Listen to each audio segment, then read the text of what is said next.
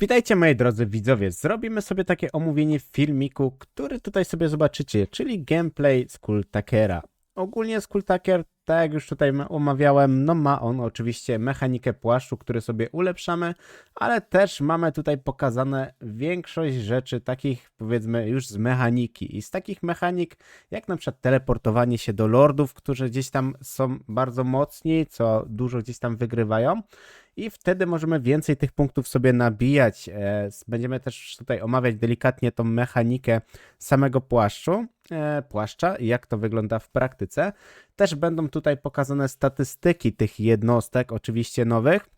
I powiem szczerze, że jak sobie zobaczyłem te statystyki tych nowych jednostek, to się sprawdziło z tym, co mówiłem wcześniej, że te jednostki będą miały naprawdę bardzo mocne te obrażenia, które też tutaj było wspomniane. I z jednej strony się cieszę z tego względu, że jakby nie patrzeć, Korn powinien mieć bardzo mocne te jednostki. Pancerz gdzieś tam prawie trafiłem idealnie, jeśli było o omawianie tych jednostek. Ale też fajne jest jednak to, że no tutaj Skulltaker będzie jednak w tej lustrii.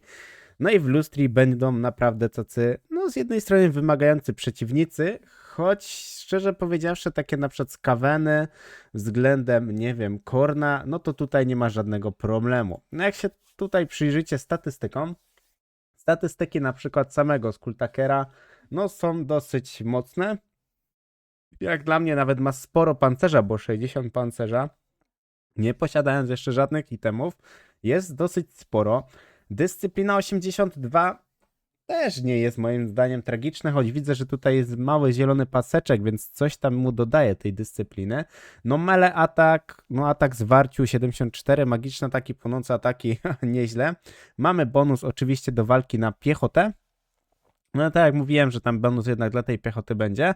I tutaj, jak dobrze pamiętam, jeszcze nie mamy powiedzmy wierzchowca, więc bez wierzchowca te statystyki wyglądają naprawdę spoko. Przejdźmy może troszkę dalej. O jeśli umiejętności, no to o umiejętnościach już tutaj też mówiliśmy. Tutaj jeszcze widzę, mamy jakieś pasywne umiejętności dla naszych jednostek. Widzę ładnie tutaj się coś, dyscyplina mu podbija, więc ciekawe co tam się zadziało, że ta dyscyplina tak wysoko skoczyła. Samego gdzieś tam mechaniki poruszania się wyglądają dobrze. Mi się na przykład bardzo podoba i fajnie, że jednak jest taki legendarny lord jednak tych krwipuszczy. No jak dla mnie to jest naprawdę fajna opcja. Tego mi gdzieś tam brakowało. No ogólnie w Skarbrandzie, ogólnie no w Kornie tutaj bardzo dużo brakowało, żeby było tych legendarnych lordów. Ja wiem, że są frakcje, które wymagają gdzieś tam więcej. Może uwagi i te frakcje na przykład jak Korn czy Zielonoskórzy mogli w sumie poczekać tym swoim powiedzmy DLC. Ale mimo wszystko wygląda to zjawiskowo, jak sobie tak przyjrzałem, gdzieś sobie tak przemyśliłem te mechaniki. Fajnie, że idą w taki system, że będziemy mogli się tam na przykład naprawdę teleportować do tych lordów takich mocniejszych i ich zniszczyć i przejąć jakby te czaszki, te wszystkie tutaj umiejętności, żeby sobie ten płaszcz ulepszyć. To mi się na przykład bardzo podoba. Zobaczymy, jak to będzie w praktyce, czy to troszkę nie będzie za mocne, bo też mamy, jeśli chodzi tutaj o mechanikę, mamy coś tego typu, że możemy sobie odnowić armię. No jest to chyba raz na 8 tur. Pytanie, jak to tam będzie wychodzić w praktyce, czy nie będzie można trochę skracać tego czasu. Więc jeśli chodzi na przykład wtedy o polowanie takim Skulltakerem, no bo to jest szczerze powiedziawszy taki gościu, który ma po prostu polować, no to możemy dawać sobie na przykład tutaj, jak będziecie mieć właśnie pokazane, że tu nasza armia sobie gdzieś tam zginie, ale dostaje wtedy właśnie ten bohater przeciwnika, czy tam lord, dostaje bardzo dużo tych punktów. I jak sobie zobaczycie, za pokonanie dwóch tutaj, legendarny Lord 2, to mamy 30 punktów. No więc tutaj te punkty będzie można gdzieś tam stakować. To jest trochę na podobnej mechanice, jak mamy urazy, że będziemy gdzieś tam dawać sobie niszczyć. Komputer będzie nam niszczył, zajmował miasta, zabijał naszych bohaterów i on tam będzie dużo punktów dostawał, więc będzie można pewnie pokombinować coś z tą mechaniką. Ciekawi mnie ta armia, którą on gdzieś tam ma na początku, bo wydaje się ta armia na początku dosyć mocna, a same jednostki, które otrzymamy oczywiście w DLC, mają mocne bardzo statystyki. Zobaczymy też, na jakich progach będziemy mogli rekrutować te jednostki, bo to jest dla mnie bardzo ciekawa opcja. Tym bardziej, że tak jak mówię, tam statystyki są bardzo mocne i siła broni jest naprawdę konkretna. Tym bardziej, że jeśli chodzi o lustry, tam jest bardzo dużo lasów, więc walka w tych lasach dla gry w sumie większości piechotą czy tam potworami, no to będzie naprawdę ogromny luksus i nie będziemy mieć żadnej straty, czyli strzelcy tak naprawdę stracą swoją całkowitą przewagę. Więc to wygląda dobrze. Zaraz też zostaną pokazane tutaj statystyki naszych już tutaj pierwszych jednostek. Troszkę chaotycznie zrobiony ten film mimo wszystko, ale może uda nam się to i tak dobrze bardzo omówić. Tutaj mamy właśnie ten płaszcz, gdzie możemy sobie ulepszać i otrzymujemy pasywne gdzieś tam umiejętności. Oczywiście lider frakcji dostaje te umiejętności, które też właśnie omawialiśmy. Te czaszki, tak mówiłem wcześniej, można stakować na 3 razy, więc w 3 razy wtedy możemy ulepszyć i będziemy te efekty jakby sobie podbijali. Tutaj też będzie pokazane właśnie chyba odnawianie armii, jak mi się dobrze wydaje, że mamy właśnie taką możliwość, ale tu jeszcze mamy właśnie te punkty esencji, które się wyświetlają nad każdym bohaterem, nad miastem, więc będziemy mieli po prostu ładne polowanie. No jeśli chodzi o pokonanie na przykład Imperium, no to nie będzie moim zdaniem żadne w ogóle wyzwanie i na tym Imperium nie będziemy mieć w ogóle żadnych strat. Teraz są też chyba, jak dobrze pamiętam, pokazane właśnie jednostki. To są te właśnie pomioty chaosu, takie zmutowane troszkę. I jak sobie tu zobaczycie statystyki 135, bardzo ładna siła przebicia, bardzo fajna prędkość, 60 prędkości, 42 szarży, mamy jeszcze oczywiście szał w tej jednostce. No pancerz 30 to moim zdaniem i tak jest wystarczająco, ale będzie to naprawdę bardzo potężna jednostka. Nawet melee defense, czyli obrona zwarciu 32, to wydaje mi się, że to jest bardzo ładna tutaj statystyka i nie wychodzi to naprawdę źle. Zobaczymy, kiedy będziemy mogli też ich rekrutować, ale wydaje mi się, że to będzie maksymalnie 3. tier budynku, choć mam takie ciche przekonanie, że na 2. tierze budynków one będą, ale zobaczymy, jak to będzie w praktyce. Niestety tego tutaj nie mamy pokazanego. Jak dla mnie i tak tutaj te jednostki, które są pokazane, są naprawdę bardzo mocne. Jedynie co sam potwór, który będzie tam pokazany, troszkę mam takie mieszane uczucia, ale jeśli chodzi gdzieś tam o lorda, którego gdzieś tam będziemy otrzymywać, no to zobaczycie, że tam jednak no te statystyki są dosyć konkretne. Właśnie tutaj mamy Kongorsów i ta jednostka ma bardzo mocne statystyki. Jak na 2. tier, no to te statystyki są moim zdaniem bardzo mocne. Tym bardziej, że Weapon Strength, czyli siła broni jest tutaj mega mocna. Jest jeszcze bonus do walki przeciwko piechocie. Dyscyplina 62 też jest nie najgorzej. Pancerz 55 też w sumie spoko. Nawet szarże 30. Jedynie co to melee defense jest bardzo słabe, więc ta jednostka będzie musiała na pewno nie walczyć frontalnie, a bardziej tak naprawdę jako wsparcie. Inaczej ta jednostka nam się bardzo szybko rozsypie, no bo 15 obrony zwarciu to jest szczerze bardzo, bardzo mało i nie ma sensu nawet takiej jednostki rzucać na wprost, mimo że gdzieś tam jest ten pancerz, ok, ale no musimy na to uważać. Tutaj też mamy statystyki z właśnie Blood Speakera, jeśli chodzi o Lorda. I te statystyki, zobaczcie sobie, że są szczerze powiedziawszy nie najgorsze. W sumie taki podobny, co mieliśmy do tych zwykłych tam bohaterów. Bardzo podobnie jest do tego, jeśli chodzi o te statystyki. To też, tak jak mówiłem wcześniej, to jest jednostka, która właśnie ma wspierać i dostaje właśnie tą mobilność, żeby jednak wspierać bardziej nasze jednostki, więc to jest naprawdę bardzo fajna opcja. Tutaj mamy też pokazany właśnie ten tron, w którym będziemy mogli sobie właśnie odnawiać, jak dobrze pamiętam, tutaj życie niektórych jednostek. O, proszę bardzo, coś tego typu.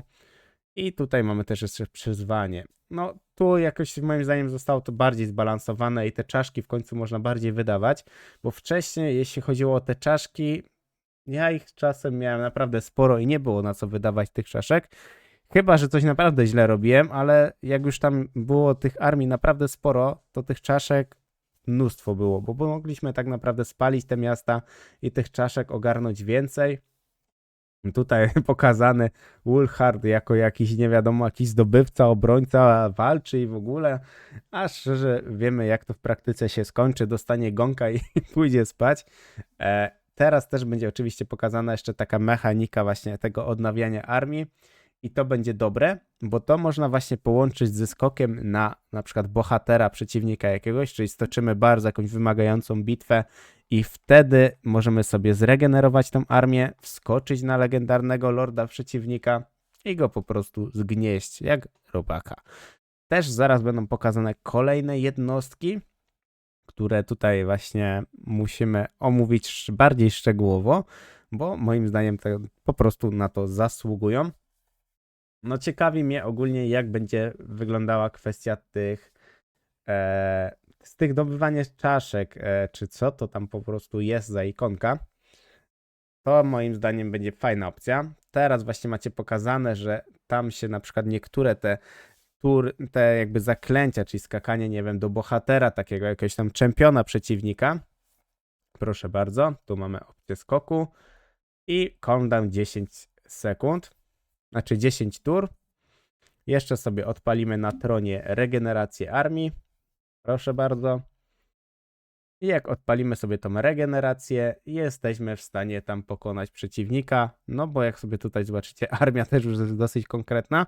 Nie zdążyłem tylko zauważyć, która jest tura, ale poziom tutaj został już bardzo duży wbity na tym lordzie. No i mamy kolejne nasze monstrum.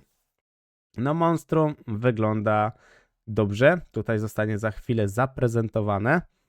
I te statystyki, tak jak mówię, są dosyć mocne, ale zobaczymy w praktyce, bo jeśli chodzi o potwory, no potwory w większości jest łatwo skontrować, bo są po prostu bardzo duże. Ten potwór o tyle jest dobry, że jak dobrze pamiętam, była tutaj nawet nie najgorsza ta prędkość jednostki. Proszę bardzo, łapie, zgniata, wbija w ziemię i jest zadowolony z tego, ma dużą frajdę. Omówmy sobie tutaj statystyki, troszkę nam to uciekło. Jeszcze raz. No i teraz zobaczcie sobie te statystyki. Speed naprawdę mega mocny, bo 66 speeda jest sporo. Dyscyplina jest tutaj trochę słaba. No jest to, jakby nie patrzeć, chyba demon. Z tego, co mi się wydaje, będzie to raczej pod demona podchodzić i dyscyplina nie jest też wybitnie duża z jednej strony. Bo jak demon zostanie duże obrażenia, zaraz się złamie i będzie problem. Szarża jest, tak nawet bym powiedział, neutralnie. Melee atak, melee defense, no okej. Pamiętajmy, że to jest najwyższy tier, więc to będzie pewnie na 4., 5. tierze dopiero budynku ta jednostka. Życia, no może być. Zobaczymy, jak będzie z tą premią i jak będzie faktycznie ta jednostka się sprawdzała. No na pewno największą zaletą jest jednak to, że mamy tutaj dużo prędkości, więc ona będzie w miarę mobilna. Scylla Anfingrim, czyli to, co tutaj omawialiśmy w poprzednim filmiku. Plus jest na pewno taki, że mamy tutaj dyscyplinę na bardzo wysokim poziomie, no bo jednak 100. Weapon Strength, czyli siła broni 55, szarża znakomita, prędkość znakomita, melee defense, czyli atak obrona w zwarciu, tutaj jest trochę słabiej. Ale też te efekty, o których mówiłem w wcześniejszym filmiku, te efekty wyglądały tam dosyć groźnie i w praktyce moim zdaniem będzie groźnie. Też pokazany za chwilę będzie kolejny bohater legendarny. No właśnie, nasz Scarblood Word, czyli jednostka, która będzie bardzo potężna, bo tak jak mówiłem, że tam są bonusy, gdzie daje nam rozdzierające ataki dla naszych jednostek i on się tam ostro leczy. I z tego, co też jest tutaj omawiane, będzie on jednostką bardzo trudną do pokonania, więc będziemy musieli, gdybyśmy grali, nie wiem, takim Bullhartem, będziemy musieli na pewno strzelcami dobrać się bardzo szybko do tej jednostki, bo inaczej będziemy mieli bardzo duże problemy. Kolejna jednostka, czyli Wrath Mongersy.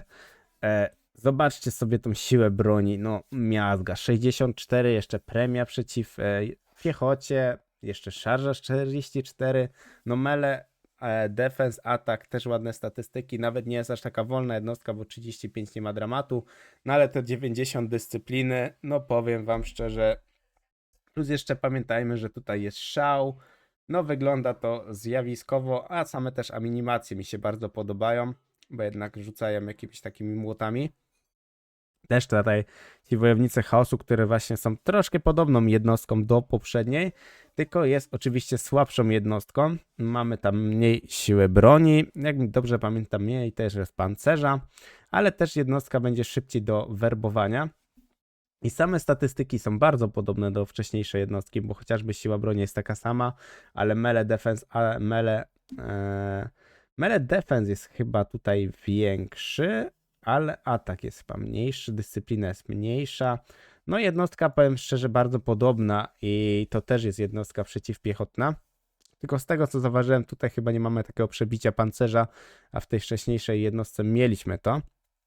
Więc powiem szczerze, podsumowując, te jednostki, które są tutaj pokazane, te statystyki wyglądają naprawdę bardzo dobrze. Będzie to na pewno bardzo ciekawa rozgrywka. Najciekawsze, co jak dla mnie jest, to mechanika z tego płaszczu, mechanika jednak zmiany te technologiczne. Pytanie, jak te zmiany technologiczne będą faktycznie wpływały na kampanię. No i ciekawią mnie najbardziej na pewno budynki. To niestety nie zostało pokazane, ale szczerze powiedziawszy i tak dużo tutaj pokazali, jakoś nie wiem czemu mam takie wrażenie, że w tak ostatnim czasie, czy jakby już pod sam koniec, wszystko zostało tak bardzo szybko przyspieszone, szybko zostało wrzucane. Dajcie oczywiście znać, co o tym myślicie i cóż, widzimy się na kolejnym filmiku. Cześć, cześć, cześć!